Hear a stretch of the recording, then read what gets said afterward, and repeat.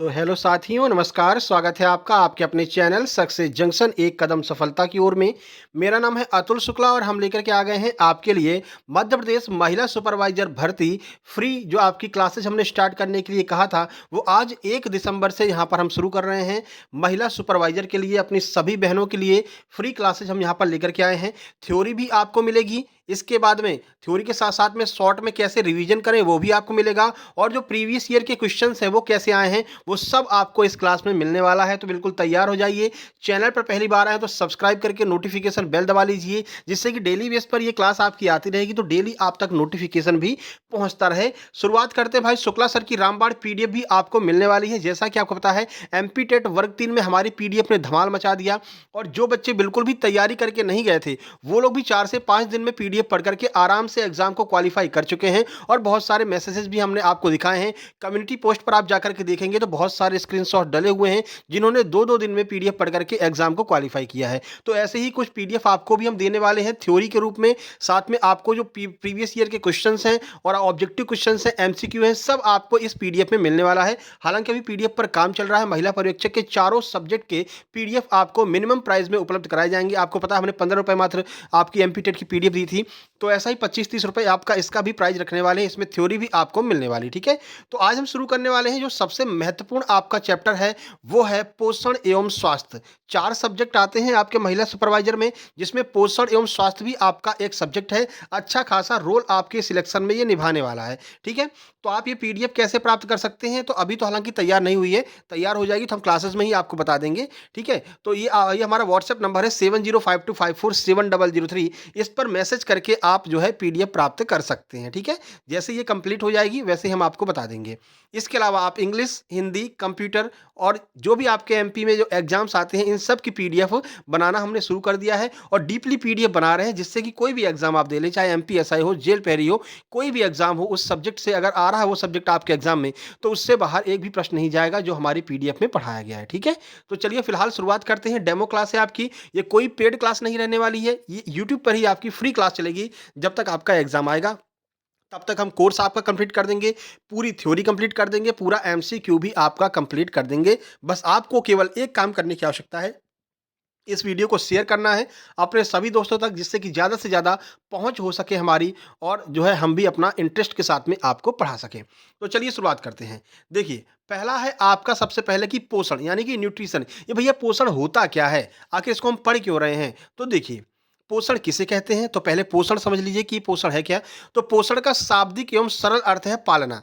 बच्चों के बारे में ही आपको पढ़ाया जाएगा, बच्चों पर ही आप लोगों को काम करना है, क्योंकि महिला सुपरवाइजर जो है वो आंगनवाड़ी केंद्रों में जो भी बच्चों के लिए कार्य होते हैं उन सब का देख रेख जो है आपके महिला सुपरवाइजर के द्वारा किया जाएगा। तो बच्चों पर आधारित है ये पूरा का पूरा सिस्टम। तो पोषण का शाब्दिक अर्थ है पालना, कि कैसे हम बच्चों को पूरा न्यूट्रिशन उपलब्ध कराएं, कैसे हर चीज़ें उन तक पहुंचाएं, जिससे कि बच्चे आसानी के साथ में अपना सर्वांगीण विकास कर सकें। ये मुख्य उद्देश्य होता है पोषण का। चलिए पूरी बात समझते हैं। पोषण का अंतःग्रहण और उसका पाचन, उसके उपयोग द्वारा शरीर निर्माण, जैविक क्रियाओं का कुशल निष्पादन एवं विकास को सम्मिलित रूप से पूर्ण होने को ही पोषण कहते हैं, ठीक है। समझिए, देखिए, पहले आप लोग भोजन खाएंगे, जो भी बच्चे होंगे, भोजन अंतःग्रहण यानी कि भोजन पेट में जाएगा, उसका अच्छे से पाचन हो, उसके उपयोग के द्वारा शरीर का निर्माण हो, यानी कि केवल खाना ही नहीं है, अच्छे से पच सके और उसका फायदा मिल सके बच्चों को, एवं जैविक क्रियाओं का कुशल निष्पादन, यानी कि जो भी इनकी नित्य क्रियाएं हो रही हैं उसका भी कुशल निष्पादन हो सके। इसी पूरे विकास को मिला करके हम पोषण कहते हैं। यानी कि भोजन आपने खाया, पर्याप्त रूप से न्यूट्रिशन आपको मिला उस भोजन का, उसी को हम क्या कहते हैं, पोषण कहते हैं, ठीक है। जीवों को पोषण करने के लिए भोजन की आवश्यकता होती है। भैया बिना भोजन के पोषण होगा ही नहीं, जब कुछ खाओगे नहीं तो काय का पोषण, ठीक है ना। तो पहले आप खाएंगे, अब क्या क्या चीजें खानी चाहिए, उसमें क्या क्या आपको मिलता है, वो सब आपको इसी पोषण में पढ़ना है, ठीक है। पहले पीडीएफ आपको बता दें किस तरह से आपको ये सारा चीज हम पढ़ाने वाले हैं, और किस तरफ से आप क्विक रिवीजन भी कर सकते हैं। जैसे कि ये आपका पोषण पूरा हम आपका पढ़ा देंगे, उसके बाद में आपका एग्जाम आ गया। अब एग्जाम के टाइम पर आपको क्विक रिवीजन करना है, तो क्विक रिवीजन के लिए भी आपको हमने यहाँ पर एक सुविधा उपलब्ध कराई है। जैसे कि देखिए, हमने आपको प्रोटीन पढ़ाया, ठीक है। पहले हम प्रोटीन विटामिन के बारे में आपको पूरा पढ़ा देंगे, पूरा विटामिन आपको पढ़ा दिया, विटामिन क्या होते हैं, 2 प्रकार के, वसा में घुलनशील, ये पानी में घुलनशील, कौन-कौन से विटामिन, कौन-कौन से कार्य हैं, पूरा आपको हमने पढ़ा दिया। उसके बाद में एग्ज़ाम टाइम टाइम पर आपको क्विक रिवीज़न के लिए हम ये आपको एक चार्ट भी देंगे, ठीक है ना? ये देखिए, इस तरह से चार्ट बना रहेगा। एग्ज़ाम टाइम पर आपको पूरा नहीं पढ़ना है, वहाँ पर एक चार्ट रहेगा, इस चार्ट में आपको ये पूरी चीज़ें दिखाई जाएँगी, विटामिन क्या है, स्रोत क्या है, कमी से क्या रोग हो सकते हैं। अब ये जल्दी-जल्दी आप एग्ज़ाम के टाइम पर पूरा रिवीज़न कर लेंगे, तो आपका बढ़िया से रिवीज़न होकर के जाएगा और अच्छे खासे नंबर आपके आ जाएँगे। तो ऐसा हम हर सब्जेक्ट के साथ में करने वाले हैं। पहले पूरा डिटेल में पढ़ाएँगे, उसके बाद में आपको क्विक रिवीज़न के लिए कुछ इस तरह का चार्ट बना कर के देंगे, जिससे कि आप जल्दी-जल्दी रिवीज़न कर सको एग्ज़ाम टाइम पर। उसके बाद में एमसीक्यू भी आपको प्रोवाइड कराने वाले हैं, जो प्रीवियस ईयर में आए हुए हैं और जो आगे आ सकते हैं। ये सारी चीज़ें एक साथ आपको इसी क्लास में मिलने वाली है, ठीक है? तो भाई सबको बता देना, फ्री में इतना सारा आपको कंटेंट मिल रहा है, कोई दिक्कत वाली बात ही नहीं है। अब तो जितनी भी मेरी बहनें हैं, वो सब की सब जो है महिला सुपरवाइज़र हो जाएँगी और पोस्ट भी बढ़ने वाली है, पोस्ट बढ़ कर के आएगी, बिल्कुल निश्चिंत रहिए, ठीक है? तो पोषण आप समझ गए, पोषण किसे कहते हैं? अब देखिए, सबसे मुख्य बात पोषण के प्रकार, अब ये आपका अभी एमपीटेट में पूछा गया है, एमपीटेट में ही पर्यावरण आता है, आपको पता है। इसमें पूछा गया था कि ये स्वपोषी पोषण और परपोषी पोषण होता क्या है? तो पोषण कितने प्रकार का होता है, आइए देख लेते हैं। पोषण होता है आपका 2 प्रकार का। पहला होता है स्वपोषी पोषण, दूसरा होता है विषमपोषी पोषण। अब ये है क्या? यही आपसे एमपीटेट में पूछा था। देखिए, स्वपोषी पोषण पहले अपन पढ़ते हैं। इस प्रक्रिया में कोई जीव अपना भोजन स्वयं बनाता है, जैसे पौधे और जीवाणु। यानी कि जो पौधे हैं, अगर कोई भी ऐसा जीव जो अपना भोजन खुद से बना रहा है, उसको दूसरे पर डिपेंड नहीं है वो, उसे हम क्या कहते हैं? स्वपोषी पोषण कहते हैं। जैसे आपका एक पेड़ हो गया, ड्राइंग पर मत जाना भैया।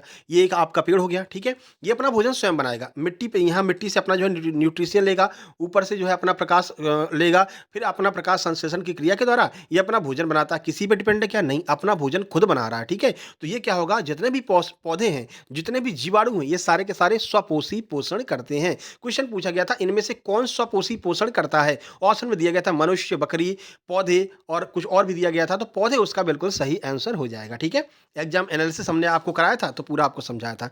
चलिए, दूसरा है विषमपोषी पोषण क्या होता है भैया? देखिए, इस प्रक्रिया में कोई जीव अपना भोजन स्वयं नहीं बनाता है, बल्कि दूसरे जीवों पर निर्भर रहता है, जैसे मनुष्य एवं अन्य जंतु। अब मनुष्य की बात करते हैं, तो मनुष्य को खाना मतलब पकाते तो खुद हैं, लेकिन वो पकाएँगे क्या? उसके लिए पौधों की आवश्यकता पड़े, क्यों? क्योंकि पौधे की मान लीजिए पालक खाना है, तो पालक एक प्रकार का पौधा है, तो उससे हमको पालक मिलती है। फिर आपको धनिया चाहिए, तो धनिया भी आप मतलब दूसरे पर डिपेंड हैं अपन। अगर पौधे मना कर दें कि भैया हम नहीं दे रहे तुमको, तो तुम भूखे मर जाओगे, ठीक है ना? यानी कि अपन क्या है, दूसरे पर डिपेंड है। वो ऐसे अपने जंतु हो गए, जानवर हो गए, ये भी क्या है, दूसरे पर डिपेंड है। अगर पौधे बोल देंगे कि हम तो भैया तुमको देंगे ही नहीं खाना, ठीक है ना?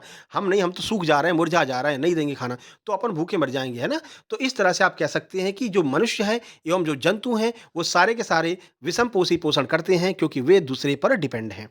चलिए आगे बढ़ते हैं। अब पोषण के कुछ प्रमुख घटक होते हैं, वो कौन-कौन से घटक हैं, आइए देख लेते हैं। सबसे पहला है कार्बोहाइड्रेट। अब कार्बोहाइड्रेट का काम क्या है? तो देखिए, कार्बोहाइड्रेट शरीर की ऊर्जा का प्रमुख स्रोत है। प्रमुख स्रोत क्या होता है? कार्बोहाइड्रेट होता है, तुरंत हमको ऊर्जा प्रदान करता है।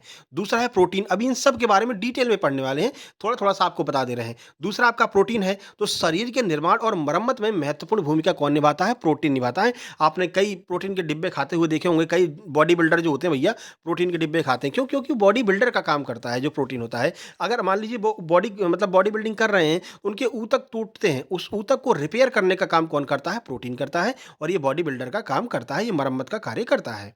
अगला देखिए, अगला है वसा, फैट्स। वसा क्या होता है? तो ऊर्जा का भंडारण और शरीर के तापमान नियंत्रण में जो वसा है, जो फैट्स है, वो मदद करता है। विटामिन की बात करें, तो शरीर के विभिन्न कार्यों के लिए ये विटामिन आवश्यक होते हैं। कौन-कौन से कार्य हैं? विटामिन क्यों आवश्यक है, वो आगे आपको हम बताने वाले हैं।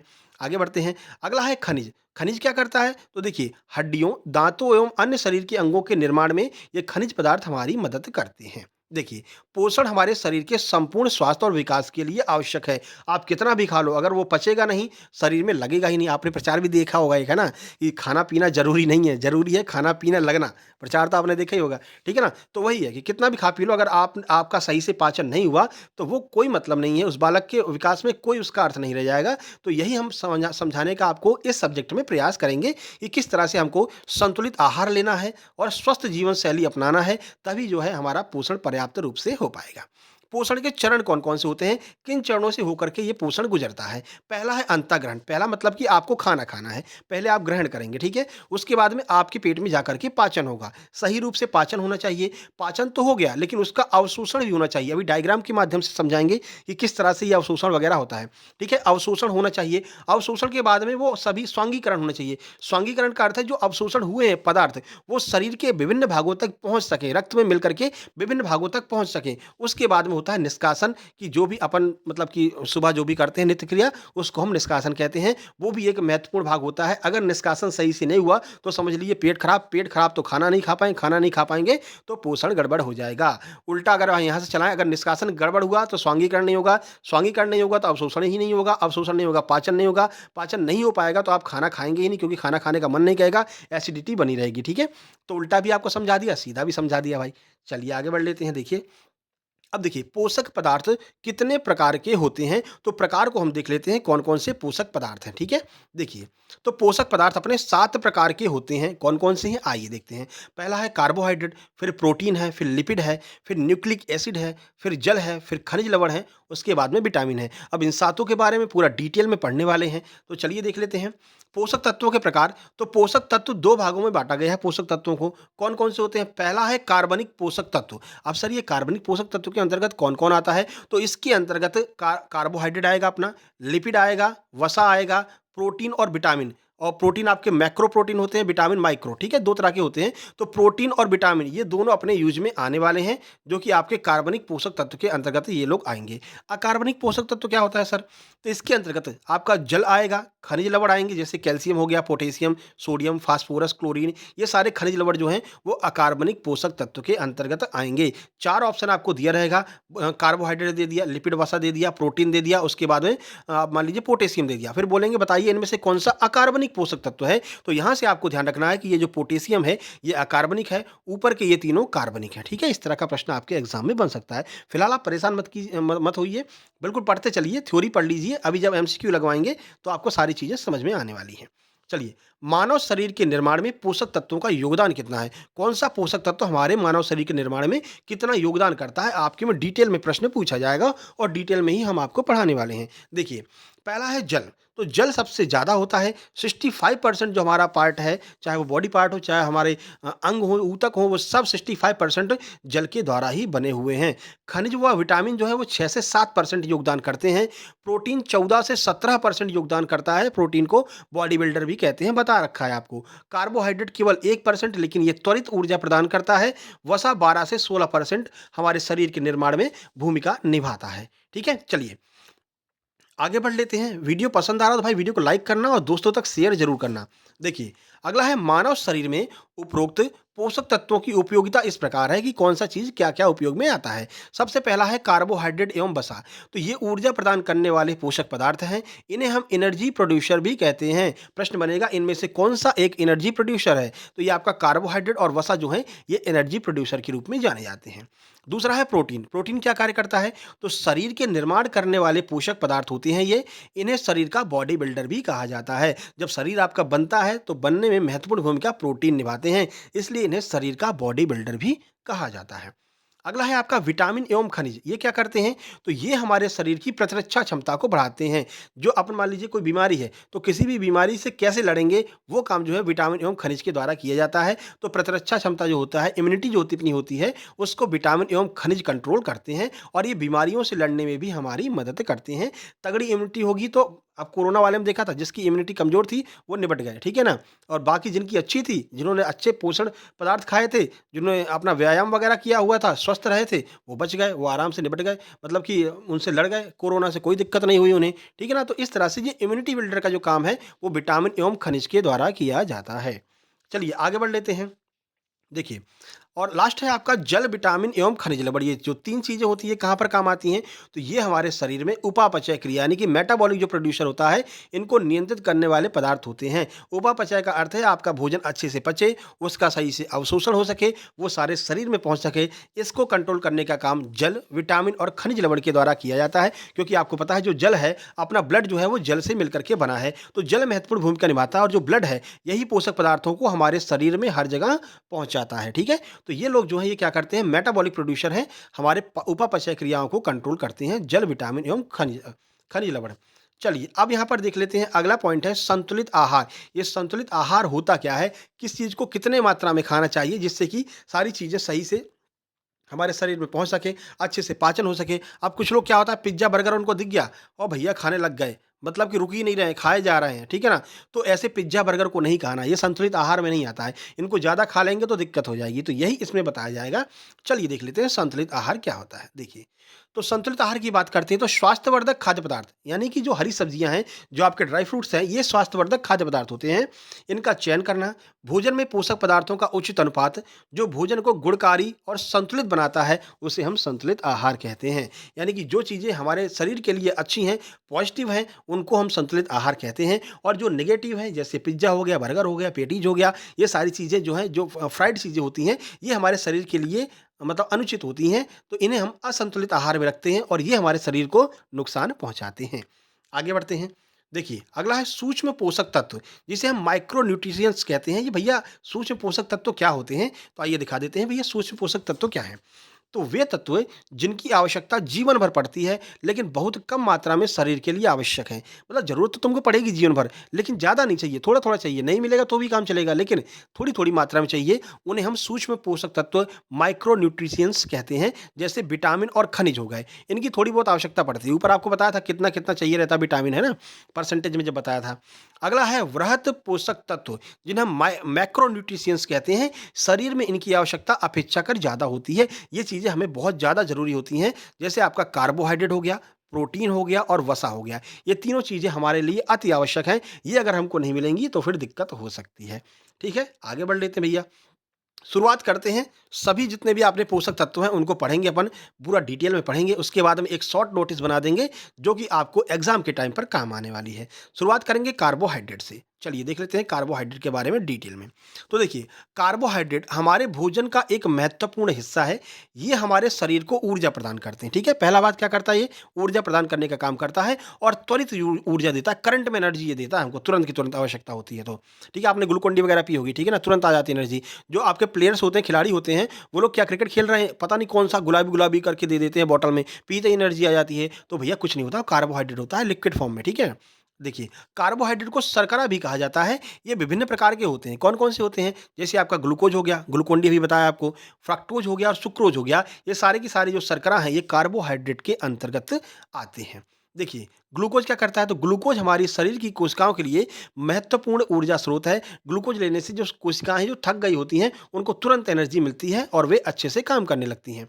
अब देखिए, कार्बोहाइड्रेट का पाचन, ये आपके हर एग्जाम में पूछा जाता है कि कार्बोहाइड्रेट का पाचन कैसे होगा, कहाँ पर क्या जाएगा, क्या चीज़ मिलेगी जिससे ये पच जाएगा। तो चलिए देख लेते हैं कि कार्बोहाइड्रेट का पाचन कैसे होता है। देखिए, कार्बोहाइड्रेट का पाचन हमारे मुंह से ही शुरू हो जाता है। आपने भोजन मुंह में लिया, समझिए कार्बोहाइड्रेट का पाचन शुरू हो गया। ठीक है, जब हम भोजन को चबाते हैं तो लार में मौजूद जो एंजाइम होता है, अब याद रखना लार में कौन सा एंजाइम होता है, तो ये आपका एमाइलेज होता है। मोस्ट इंपोर्टेंट है, पूछा गया एमपी टेट में भी और आपके प्रीवियस ईयर में पूछा गया है कि लार में कौन सा एंजाइम मौजूद होता है, और ये व्यापम का फेमस प्रश्न है। तो भैया लार में एमाइलेज होता है, कार्बोहाइड्रेट को छोटे छोटे टुकड़ों में तोड़ने लगता है। जैसे आपने मुंह में रखा, एमाइलेज मिला, इसने क्या काम किया, बड़े बड़े जो कार्बोहाइड्रेट के टुकड़े थे, छोटे छोटे छोटे छोटे छोटे छोटे टुकड़ों में इसको तोड़ दिया। फिर क्या होगा भैया, मुख में क्या होगा, मुख से शुरू करते हैं। तो मुख में भोजन को चबाते समय लार ग्रंथियों से लार निकलती है और लार में पाया जाने वाला एमाइलेज एंजाइम स्टार्च को माल्टोज में बदल देता है। तो जो आपके कार्बोहाइड्रेट जो आपने खाया है, उसमें जो स्टार्च है, तो ये जो एमाइलेज एंजाइम है, ये इस स्टार्च को माल्टोज में बदल देगा। अब ये बड़ा मतलब कठिन कठिन शब्द है, कुछ के तो ऊपर से निकलेगा, चिंता मत कीजिए, लास्ट में डायग्राम भी है, डायग्राम में भी आपको समझा देंगे। ठीक है, तो इसने क्या किया, एंजाइम स्टार्च को जो है इसने क्या किया, माल्टोज में बदल दिया। ठीक है भैया, खाना पहुंचा आमाशय में, मुंह से खाएंगे तो सीधे आमाशय पेट में पहुंचेगा। आमाशय में क्या होता है, आमाशय में आपका कार्बोहाइड्रेट का पाचन बहुत कम होता है। मतलब आमाशय में एचसीएल होता है, लेकिन यहाँ पर कार्बोहाइड्रेट का पाचन नहीं होता है। कार्बोहाइड्रेट का काम खत्म हो गया, तोड़ छोटे छोटे टुकड़ों में तोड़ दिया, आमाशय में पहुंचा। अब आमाशय क्या करेगा, इसको आगे ढकेल देगा, बोले भैया तुम मेरे काम के नहीं हो, ये रहा आपका आमाशय। ठीक है ना, यहाँ पर एमाइलेज इस कार्बोहाइड्रेट आया, ये कहा भैया ऐसा है, तुम मेरे काम के नहीं हो भैया, तुमको हम नहीं बचा पाएंगे, तुम आगे निकलो। तो मतलब आगे रास्ता देखो, इसको इसको आगे मतलब खिसका दिया। अगर आगे खिसका दिया तो अमावस्या के बाद कहाँ जाएगा? बोलेगा भैया मुझे कोई तो बचाओ, तो छोटी आँत कहेगी बेटा इधर आओ, मेरे पास आओ। तो छोटी आँत क्या करती है? छोटी आँत में अग्नाशय से निकलने वाला एमाइलेज एंजाइम कार्बोहाइड्रेट को और छोटे-छोटे अणुओं जैसे माल्टोज, ग्लूकोज और फ्रक्टोज में तोड़ देता है। ये अणु छोटी आँत की दीवार से रक्त में अवशोषित हो जाते हैं। यानी कि छोटी आँत कहती है भैया अमाशय तुम्हारे काम की चीज़ें नहीं है, तुम नहीं पचा पाओगे, इनको पचाने की क्षमता तो मेरे पास में है। बोलेगा तुम्हारे पास में क्षमता आई कहाँ से? बोलेगा मेरे पास में एक अग्नाशय नाम की मशीन गन है। इस अग्नाशय के पास में क्या है? इस अग्नाशय के पास में एमाइलेज एंजाइम है जो कार्बोहाइड्रेट को क्या करता है? छोटे-छोटे टुकड़ों में तोड़ देता है। पहले से ही छोटा-छोटा हो गया था, अमाशय पे नहीं पचा, अमाशय ने आगे खिसकाया, आगे आया आपकी छोटी आँत के पास में। छोटी आँत ने क्या किया? इसे माल्टोज, ग्लूकोज और फ्रक्टोज 3 चीज़ों में अलग-अलग तोड़ दिया और बारीक कर दिया और क्या किया? अपने जो दीवार होती है छोटी आँत की, उससे इसको चिपका लिया। अब यहाँ से इसका अवशोषण शुरू हो गया धीरे-धीरे, अवशोषण शुरू हो गया, रक्त में मिलना शुरू हो गया। जैसे ही ये रक्त में मिलता है, तो ये क्या करता है? रक्त में ये अवशोषित हो जाता है, रक्त में ये चीज़ें पहुँच गई, ब्लड में अवशोषित हो गई। अब क्या होगा? अब रक्त क्या काम अब पूरा काम रक्त का हो गया। छोटी आँत कही भैया मैंने अपना काम कर दिया है, ठीक है? अब तुम क्या करो? इसको शरीर के हर एक अंग तक पहुँचाने का काम तुम्हारा है। तुम अपने अंदर इसको अवशोषित करो और ले जा कर के हृदय को दो। हृदय इसको जो है अपने-अपने हिसाब से, हृदय क्या है? बड़े दाऊ हैं, ठीक है ना? हृदय है बड़े दाऊ। बड़े दाऊ सबको अपने-अपने हिसाब से देते हैं भैया तुम इतना लो, तुम दिमाग के पास में इतना जाएगा, ठीक है? हार्ट और ये मतलब कि हाथों के पास में इतना जाएगा, पैर के पास में इतना जाएगा। तुम भैया तुम किडनी हो, तुमको कम ज़रूरत है, तुम्हारे पास में कम जाएगा। तुम लीवर हो, तुम भैया दारू-वारू का काम करते हो, तुम तो मतलब 2 नंबर का काम करते हो, तुम्हारे पास नहीं जाएगा। तो ये सारा काम हार्ट के द्वारा किया जाता है। देखिए, तो रक्त क्या करेगा? रक्त के माध्यम से छोटे अणु शरीर के विभिन्न भागों में पहुँचते हैं। कोशिकाएँ इनका उपयोग ऊर्जा के लिए करती हैं, ठीक है? जो कोशिकाएँ होती हैं, इनको यूज़ करती हैं। इनका काम कोशिकाओं का काम होता है, जो भी काम होता है अपना कुछ भी अगर आप टेबल भी उठा रहे हैं, तो कोशिकाएँ उसमें काम कर रही हैं। तो ये क्या करती हैं? इसके लिए ऊर्जा की आवश्यकता होती है और इस ऊर्जा को ये रक्त से अवशोषित कर लेती है कोशिका, ठीक है? अब कार्बोहाइड्रेट के पाचन का चित्र देख लेते हैं अपन। ये रहा, ठीक है? ये है आपका चित्र। चित्र में सबसे पहले मुँह में आएगा, यहाँ पर मुँह बना हुआ है। मुँह में आएगा, मुँह में आपका लार है, लार ग्रंथियाँ छोटे-छोटे टुकड़ों में माल्टोज वगैरह में तोड़ देंगी, वो पहुँचाएँगी अमाशय के पास में। अमाशय क्या आएगा? हम पे नहीं झेल रहा भैया ले जाओ, हम नहीं झेल पाएँगे। तो ये आ जाएगा छोटी आँत में। छोटी आँत में आया, छोटी आँत में क्या रहेगा? उसके पास में गन है, कौन-सी गन है? अग्नाशय नाम की गन है। अग्नाशय नाम की जो गन है, वहाँ से अपना जो है एंजाइम्स निकलते हैं। वो एंजाइम क्या करते हैं? इसको फ्रक्टोज, माल्टोज और सुक्रोज में तोड़ देते हैं छोटे-छोटे पार्ट में और ये क्या होता है? इन आँतों से जाकर के चिपक जाता है। यहाँ पर इन आँतों में जाकर के चिपक गया ये, ठीक है? अब यहाँ पर इसमें क्या होता है? अब इसमें ब्लड आता है। ब्लड क्या करता है? इसको अवशोषित कर लेता है। जो चिपका हुआ है, इसको ये अवशोषण का काम कर लेता है। अवशोषित करके ये फिर क्या करता है? ब्लड जो है, वो अपने हर एक पार्ट में पहुँचाता है। किसके माध्यम से? हृदय के माध्यम से। ये जाकर के हृदय बड़े दाऊ के पास में छोड़ देता है। बड़े दाऊ इसको अपने हिसाब से जो है हर जगह शरीर के अलग-अलग बॉडी पार्ट में पहुँचाते रहते हैं। तो ये आपका कार्बोहाइड्रेट का पाचन हो गया। यहीं तक रखते हैं। इसके बाद में आगे कल पढ़ाएँगे। डेमो क्लास आपको कैसी लगी? कमेंट बॉक्स में कमेंट करके बताना और ये पूरी पीडीएफ जो है जैसे ही कंप्लीट हो जाएगी ये अभी तो थोड़ा बहुत कंप्लीट हुई है। जैसे ही ये आपका पोषण एवं स्वास्थ्य वाली पीडीएफ कंप्लीट हो जाएगी पूरी, तो ये आपको प्रोवाइड करा दी जाएगी मिनिमम प्राइस में। कैसे प्राप्त कर सकते हैं ऊपर हमने आपको बता दिया है। बाकी और भी जो पीडीएफ्स हैं वो भी कंप्लीट होने के कगार पर हैं, धीरे-धीरे कंप्लीट हो जाएँगी, तो वो भी आपको दे दी जाएँगी, ठीक है? तो चलिए कमेंट बॉक्स में कमेंट कीजिएगा, शेयर कीजिएगा सबके पास में, जिससे कि हमको भी लगे हाँ भैया सही काम अपन कर रहे हैं, आपके समझ में आ रहा है या नहीं आ रहा है, कमेंट बॉक्स में ज़रूर कमेंट कीजिएगा। और जितनी भी मेरी बहनें हैं वो सब लोग निश्चिंत रहें, बिल्कुल फ्री क्लास चलती रहेगी जब तक आपका एग्ज़ाम नहीं आ जाता। कोई पेड क्लास आपको नहीं, इसको प्राइवेट नहीं किया जाएगा, ये इसी तरह से लगातार चलती रहेगी, यूट्यूब पर फ्री चलती रहेगी, ठीक है? चलिए फिर मिलते हैं नेक्स्ट वीडियो में, तब तक के लिए नमस्कार, धन्यवाद। नीचे टेलीग्राम चैनल की लिंक दी गई है, Telegram channel success junction live के नाम से है, उसको भी आपको ज्वाइन कर लेना है, ठीक है? चलिए फिर मिलते हैं कल नेक्स्ट क्लास में, तब तक के लिए नमस्कार, धन्यवाद।